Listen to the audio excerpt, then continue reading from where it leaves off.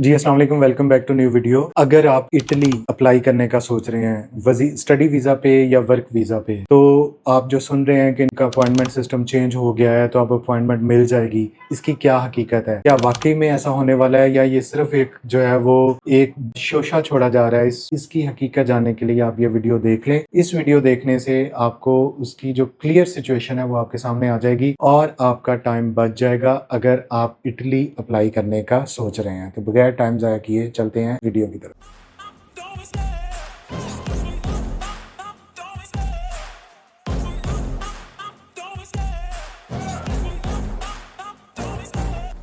जी हाँ, सबसे पहले मैं बता दूं कि हमने टॉप 7 कंसल्टेंट ने फैसलाबाद में, जहाँ पे पहले हमारा ऑफिस था, उसके बिल्कुल साथ जो है वो बिल्डिंग, वहाँ पे हमारा ऑफिस शिफ्ट हो गया है। ठीक है, अब आप जो लोग भी इसको विजिट करना चाहें तो ये सेकंड फ्लोर पे बाबा स्ट्रीट के ऊपर जो है वो यहाँ पे मौजूद है। यहाँ पे आप जो है वो हमें आके मिल सकते हैं। ठीक है, उस ऑफिस में हम आइल्स या पीटी की क्लासेस के बारे में, वहाँ पे हमारा एक पूरा एक इंस्टीट्यूट बनने जा रहा है, वहाँ पे हम वो स्टार्ट कर लेंगे। बात करते हैं इटली की। देखिए, मैं बार बार अपनी वीडियोज में कहता हूँ और बार बार ये जोर देता हूँ कि ऐसे कंट्रीज को सिलेक्ट नहीं करना जिसकी अपॉइंटमेंट, जो वीजा अपॉइंटमेंट है वो टफ हासिल करना सबसे मुश्किल हो। ठीक है, उसमें जर्मनी है, उसमें इटली है। जर्मनी में प्रॉब्लम ये है कि इसकी वीजा अपॉइंटमेंट बहुत लिमिटेड सेकंड्स के लिए जो है वो ओपन होती है और जो वो कैंडिडेट होता है वही उसको सिलेक्ट कर लेता है। बहुत थोड़ी स्लॉट्स होती हैं और जो एम्बेसी जिनको ओपन करती है तो वो कैंडिडेट अपनी अपॉइंटमेंट को जो है वो बुक कर लेता है। अब इटली में जो काम चल रहा है, इटली में थोड़ी सी जो है वो उसमें गलत तरीके से काम चलता रहा है। गलत तरीके से इस तरह काम चलता रहा है कि इटली पहले वीएफएस को इसने अपॉइंटमेंट दी हुई थी, फिर इसने सिस्टम चेंज करके बीएलएस को दिया। ठीक है, बीएलएस भी एक एक्सटर्नल पार्टी है जो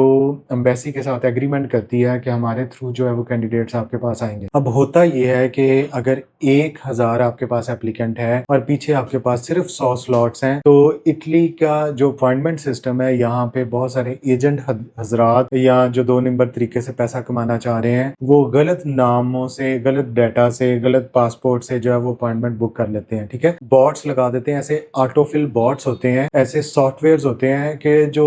within milli of seconds जो है वो अपॉइंटमेंट को कॉपी पेस्ट आपका डाटा करके नेक्स्ट नेक्स्ट क्लिक करके ऑटो क्लिक के तो आपको जो है वो कर देते हैं। उसमें मसला ये था कि बॉट्स लगा के क्विक रिस्पांस से गलत पासपोर्ट, गलत आईडी कार्ड, गलत ईमेल नाम पे लोग जो है वो अपॉइंटमेंट बुक कर लेते थे। फिर जैसे ही किसी स्टूडेंट को अपॉइंटमेंट चाहिए, तो फॉर एग्जांपल मैंने 5 बुक की हुई हैं, तो मेरे पास 50 लोग पूछ रहे हैं, मैं इसका रेट जो है वो लाख से लेके 5 लाख 7 लाख तक भी उसको जो है वो ब्लैक में बेचते कैसे थे कि एम्बेसी को उसी ईमेल आईडी से दोबारा कॉन्टेक्ट करते थे कि जी मेरे से गलत जल्दी में ये डाटा फिल आउट हो गया, तो मैंने ये नया पासपोर्ट किया या पासपोर्ट नंबर चेंज किया, वट एवर जो भी, तो उनकी जो है अपॉइंटमेंट रीस्केड्यूल उस बंदे के नाम से हो जाती थी। अब देखिए, यहाँ पे अब दोनों तरफों से यहाँ पे जो है वो एक प्रॉब्लम चल रही है कि अगर एम्बेसी सिर्फ उस बंदे को ही अपॉइंटमेंट दे कि जिसका अपना काम है, फॉर एग्जाम्पल अगर कोई बंदा शहजाद जा रहा है तो शहजाद की ही अपॉइंटमेंट होनी चाहिए, शहजाद ने बुक अगर किसी और के लिए कर दी है, रफीक के लिए बुक कर दिया है, तो वो उसको जो है वो एम्बेसी उसको कंसिडर ना करे कि अगर वो रिक्वेस्ट चेंज करे कि मैंने जो है वो डाटा। अब ये दोनों साइडों से इस पे ऑलरेडी करप्शन चल रही थी कि जी आपकी अपॉइंटमेंट अगर वैसे ही बंदे ने फ्री जाना है और वो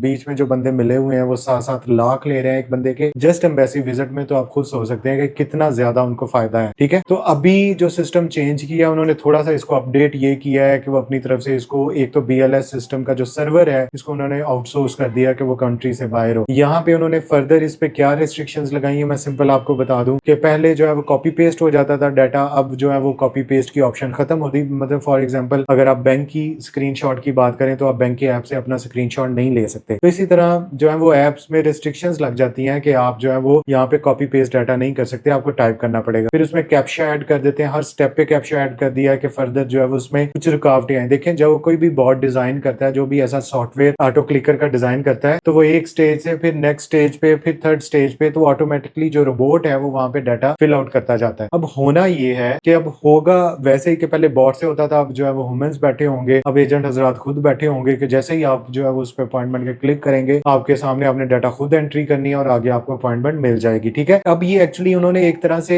एजेंट्स को फैसिलिटेट कर दिया है और स्टूडेंट्स को भी फैसिलिटेट कर दिया है कि अगर इसमें अपॉइंटमेंट ओपन होती है तो आप फौरन से अपना डाटा जो है उसमें एंटर कर दें, खुद से कर दें और अपॉइंटमेंट बुक कर दें। अब इसमें क्या फायदा आपको नजर आ रहा है कि अपॉइंटमेंट क्या आपको मिल जाएगी? अभी भी आप उनकी वेबसाइट पे जाएं तो आप देखेंगे कि आपको कोई स्लॉट्स जो है वो अवेलेबल नहीं है। इसका जेन्युइन तरीका सिर्फ एक हो सकता है, अगर आपकी बहुत अच्छी यूनिवर्सिटी में आप आपको एडमिशन मिल रहा है, आप किसी प्रॉपर वर्क वीजे पे जा रहे हैं, आपका एम्प्लॉयर अच्छा है, तो एम्प्लॉयर से ईमेल करवाएं, यूनिवर्सिटी को लूप में रख के खुद जो है वो वीएफएस को, बीएलएस को और एम्बेसी को भी लूप में रख के ईमेल करें कि मैंने जाना है, मुझे अपॉइंटमेंट चाहिए, तो फिर जो है वो आपको अपॉइंटमेंट दे सकते हैं और ये एक प्रोसेस होगा प्रॉपर और उसके बाद आपको अपॉइंटमेंट के मिलने के चांसेस हैं। लेकिन स्टिल अगर 1 लाख बंदा वहां पे एप्लीकेशन जमा है और सिर्फ उनके पास 1000 सीटें हैं, तो आप खुद समझ लें कि वहां पे कैसे आपका चांस आएगा। आपका रिस्क फैक्टर बहुत ज्यादा है कि आपको अपॉइंटमेंट नहीं मिलेगी, आप साल पूरा वेट करते रहेंगे। तो इसलिए ऐसी चीजों से बचने के लिए अब भाईजान यूरोप में 33 कंट्रीज हैं, आप कहीं पे भी चले जाएं, आप बाद में जो है वो इटली चले जाएंगे, बहुत सारे लोग जिनके पास ना वीजा होता है ना कोई पासपोर्ट होता है, वो जला के वो भी डंकी लगा के जो है वो इटली पहुंच जाते हैं। आप तो लीगल वे से यूरोपियन और कंट्रीज में जाएंगे, उसमें बहुत सारे कंट्रीज के ऑप्शन है हमारे पास, वहां पे आप जाएं, अपना काम करें, अपनी स्टडी करें और उसके बाद जब आपका दिल करता है इटली से जाने को, मस्ट दिल करता है, तो इटली चले जाएं। इटली वैसे है भी बहुत खूबसूरत, मैंने खुद विजिट किया, it's outstanding country for tourism, weather बहुत अच्छा है। ठीक है, तो इसी के साथ अगर आप यूरोप का, यूके का प्रोसेस करवाना चाहते हैं तो आप हमें अप्रोच करें, हमारी टीम आपको प्रॉपर गाइड करेगी। Thank you so much.